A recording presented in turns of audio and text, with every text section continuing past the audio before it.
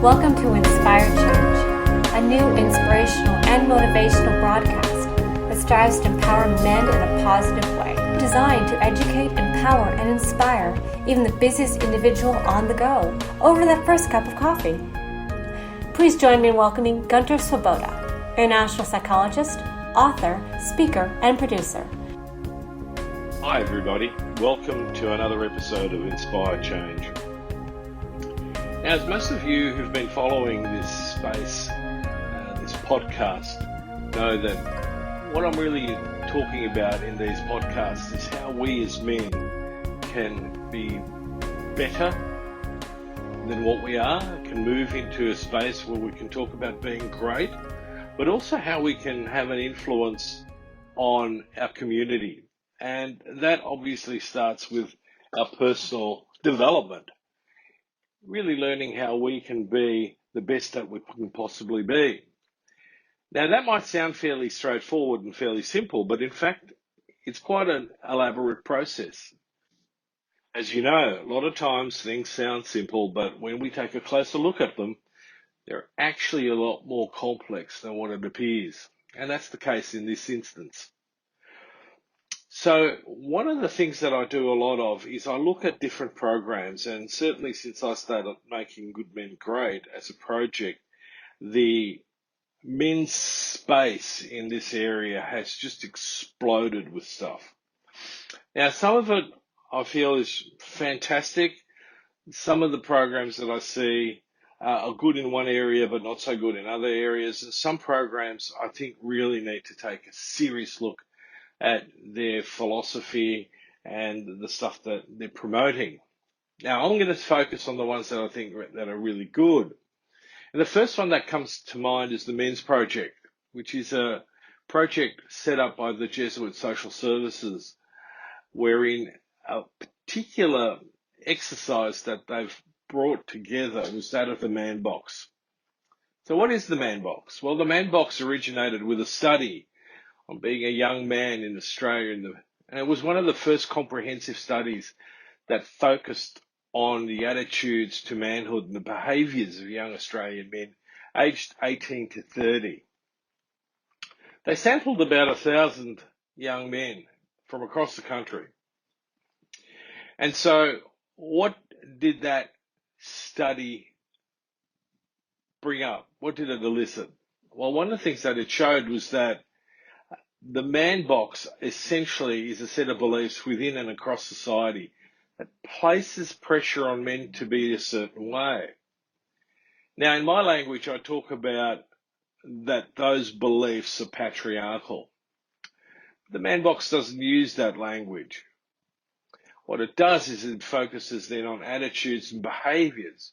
So, for example, one of the things that is within the ManBox is the notion that men need to be tough, that we need to be stoic, that we don't show emotions, that we're the provider. In other words, we're the ones who bring in the financial resources and go out and hunt the buffalo, metaphorically speaking.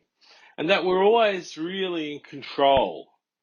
And that when things get tough, i.e. when, we're in a competitive frame of mind and we're not winning, that using violence will solve the problem. Now, one of the other things, and this is particularly relevant to young men, is that a mark of the ManBox is to be sexually promiscuous, to have lots of sexual partners. And therein lies a significant number of problems, just in those few things that I'm talking about. So, as you've heard me talk about in previous podcasts in Making Good Men Great, one of the things that I bring out is that patriarchy makes masculinity toxic. But I don't use the phrase toxic masculinity. And the reason for it is I want us to understand that masculinity is a state that we as men inherently occupy, but that is a lot more complex than what, in this context, the ManBox allows us to express. So what did the research find? Well, firstly, the research found that the man box is rampant in our culture today. And I believe that it's not just the case in Australia. This is very typical of the United Kingdom and the United States.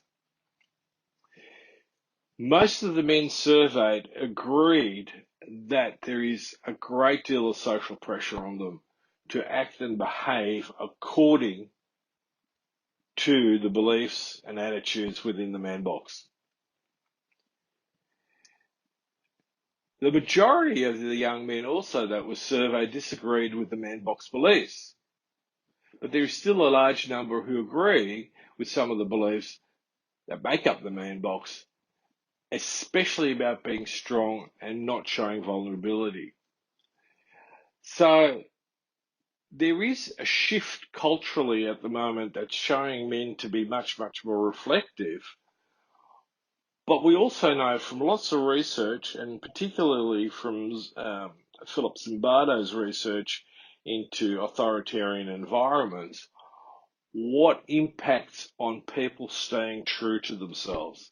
In other words, we need to look at what's dispositional, i.e. what's inherent in me, and the social context that we're operating in. And you're going to hear this from me time and time again, because all the while, when we're talking about mental illness, mental health, the idea that our well-being is fundamentally dispositional, that it is something to do just with myself, keeps coming up.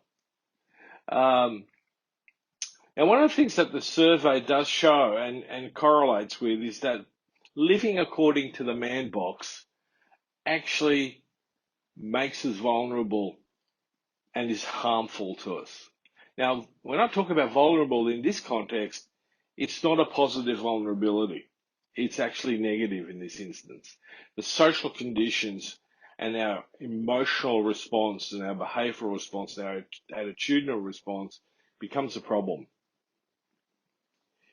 It also is a problem for young women in this space. And I would argue probably women in general. I see lots of guys who, are firmly adhering to the attitudes of the man box, who are highly disrespectful to any woman. And they're quite derogatory and often quite misogynistic. So some of the behaviors that come out of the man box are issues about risk-taking behaviors, taking drugs, drinking, the way that they use motor vehicles, motorbikes, acts of violence. The whole part of it is about bullying and about sexual harassment or any form of harassment. And part of it is because when we stick to the beliefs of the man box, of patriarchy, we regard others often from an extremely negative space. And this keeps coming up. It comes up in terms of how we deal with different ethnic groups, how we deal with different religious groups, and definitely it's very much there in gender. So the project that launched the whole idea of the man box is really looking towards creating, in a broader sense, a just society. And it also identified that we really need some very clear action across the community and in forms of new programs which can deliver benefits to both society and to young men themselves with regard to health, well-being and safety. And I really like that aspect. In Making Good Men Great, I talk about three main areas that I want to focus on. I talk about the capacity to deconstruct patriarchy. When we talk about the man box, is how do you get out of the box, right? How do you shed those beliefs that are so harmful to us? So part of that really comes down to expressing what I see as peeling the onion. And so what does that mean?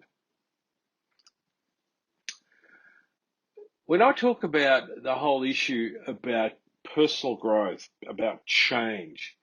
The metaphor that I like to use is the idea that it's a bit like peeling the onion. So we go from the hard, crinkly outer layer, eventually right down to the soft inner core. So what does that process of personal growth entail? Well, the first part of it is that entails getting in touch more with ourselves and how we relate in different situations. So the dispositional aspect and the situational aspect need to meet for us to effectively change. So the first layer, the outermost layer, is really about all our perceptions, how we see life, our reactions to it. And this is a very conscious process. And so the other aspect to this is really learning how to reflect, to critically reflect. It's not just sitting there contemplating my navel. It's actually really going into what is it that makes me who I am. So part of the next step, and this is the next layer down in essence, is that we need to look at why it is that we do things, our behavioral patterns. So, what's part of my personality? Is it nurture versus nature? And I would argue very clearly that both personality and my behaviors are changeable. I have a choice in that. Okay, so I might have a certain temperament. So, for example, I may not be a very patient person, but I can very clearly learn how to control that, how to manage that. Now, in a lot of instances, nature versus nurture is the whole, argument or the proposition that it's either my nature or it's how I grew up. And I always argue that this is an and also proposition. It really comes down to seeing the, dispositional together with the situational. And so it's, what is my nature and what did my socialization entail? And this is where I very clearly go, we need to look at all the attitudes, beliefs, and demands that the man box or patriarchy really places on us. So what's the next layer? Well, the next layer is now about personal choices. So, am I going to take charge of stuff, or am I going to be a victim?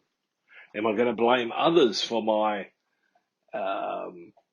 misfortunes, perhaps? That's a better word than that, because ultimately, the more mature I am, the more I'm going to look at how can I take responsibility? What do I need to take ownership for? And it's not just the problems, it's also the solutions in my life. And it's particularly relevant when I'm in a relationship. I've got to be clear about what's my stuff and what's my partner's stuff, and how do we negotiate that? How do we cooperate in that relationship to make the relationship as good as it can be? So, we've got self-awareness about perception, about our behavior, and about our personal choices. Now, what's the next layer? And this is where we're getting close to the sort of inner core, the vulnerable, in a sense, part of ourselves that actually makes us an incredibly adaptive human being, and also flexible. And that is, we need to look at what are our internalized values. Okay, so if I'm stuck in the man box, and if I take that across to my framework of deconstructing patriarchy, I need to understand that patriarchal socialization comes back down to being territorial, being hierarchical, being acquisitional, and being competitive. And if competition doesn't work, I'm going to be combative. So how's that going to, create a sense of well-being for me and others? Well, it isn't. Okay, so I need to let go of some of those internal values, and I need to establish new ones. So the first thing that I often get men to look at very clearly is, what is your vision about how you want to be? What are your goals, your aspirations? How do they fit internally, and how does that work in the situations that you find yourself in. And what is it that you do with it? How can you experience ultimately being significantly more flexible, more adaptive, and therefore become more resilient? Because ultimately we are going to need to be more resilient. And importantly, we want to be able to teach that. We want to be able to create a legacy of this, especially with our sons and daughters. Now, the final bit is our core beliefs. What drives us? What drives me? What is my personal purpose? And what does that mean? So I need to have a vision, I need to have a purpose, and I need to understand the meaning. So the way that I'm going to get there is, like I've spoken about before, is that it requires critical reflection. It requires us to be constantly, in a state of awareness.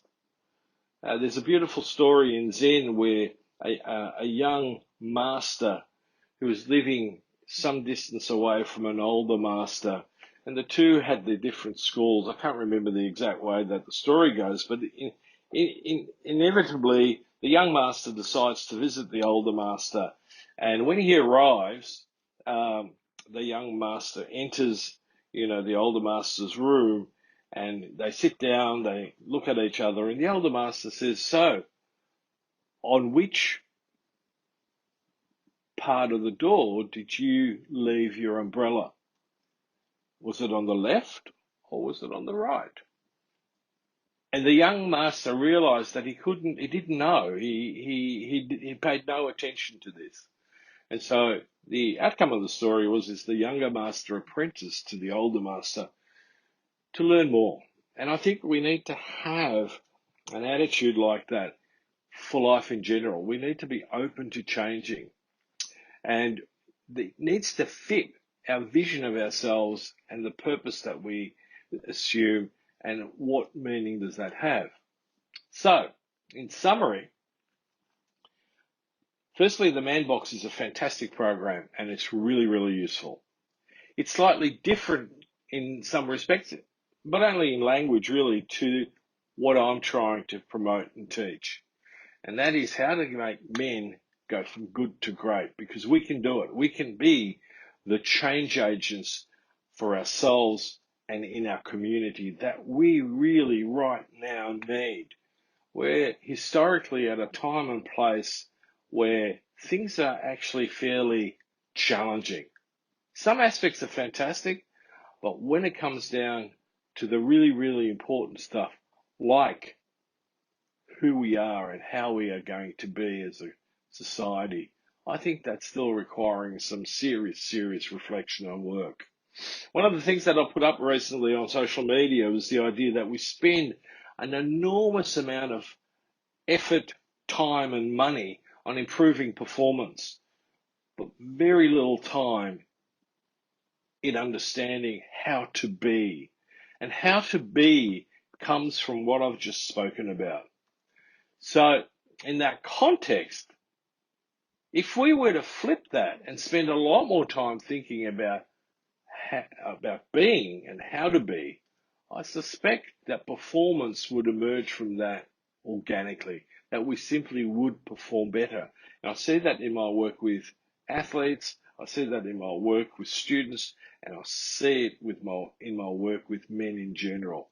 Once we understand our being, then we usually get better at stuff. So on that note, the challenge is follow through with some critical reflection on this. Meditate on it. And until next time, I'll sign off now. Thank you, Gunter, and thank you to our listeners. Inspired Change with Gunter Swoboda. Please join us every Wednesday for a new broadcast by visiting www.spreaker.com/show/inspire-change, which will feature all the ways you can listen. If you have comments or suggestions, email producer@studio3hollywood.net. Thank you and have an inspiring day.